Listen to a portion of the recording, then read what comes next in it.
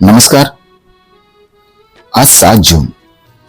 आपल्या लाडक्या छोटू काका, छोटू मामा किंवा पप्पा कसं आपण म्हणतो त्यांना त्याप्रमाणे त्यांचा वाढदिवस. काही माणसे आयुष्यात येतात आणि फक्त जगत नाहीत तर अनेकांच्या आयुष्याला स्पर्श करून जातात. आमचे छोटू काका असेच एक व्यक्तिमत्व होते. त्यांच्या चेहऱ्यावरचे हसू, प्रत्येकाला दिलेल्या मनापासूनचा नमस्कार आणि भेटलेल्या प्रत्येक व्यक्तीला आपलेसे करण्याची त्यांची शैली विलक्षण होती.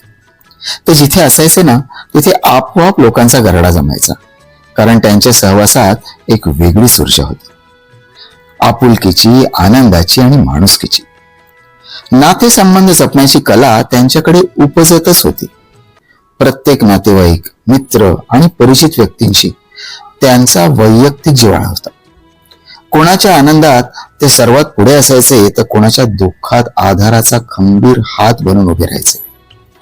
व्यवसायातही त्यांनी उत्तम यश मिळवले, पण त्यांचे खरे भांडवल होते माणसे.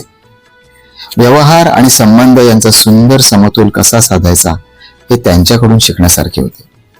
म्हणूनच लोक त्यांच्यावर विश्वास ठेवत आणि त्यांचा आदरही करत. आज ते आपल्यात नाहीत हे खरं तर कधी पटलंच नाही, कारण ते आपल्या अनेकांच्या तरी आत्म्यातच आहेत. कारण ते आनंदात त्यांचा उत्साह आणि प्रत्येक अडचणीत त्यांचा दिलासा आठवतोच. 4 ओळी सुचल्या आहेत, त्याही बोलतो. छोटू काका, तुम्ही होता हास्याचा झरा, सुंदर धागा माणुसकीचा, प्रत्येकाच्या मनात करून घर ठेवल्यात प्रेमाच्या जागा. तुमच्या भेटीत होती ऊब, तुमच्या शब्दात होता विश्वास, दुःखात दिलात धीर साऱ्यांना, आनंद होता तुमचा सहवास. नाती जपण्याचा मंत्र तुमचा आजही आम्हाला दिशा देतो. प्रत्येक क्षण आठवण तुमची मनामध्ये प्रेम प्रकाश पेरतो. तुम्ही गेला दूर नजरेआड पण हृदयातून कधी जाणार नाही. तुमची सकारात्मक ऊर्जा व प्रेम जीवनातून कधीही हरवणार नाही.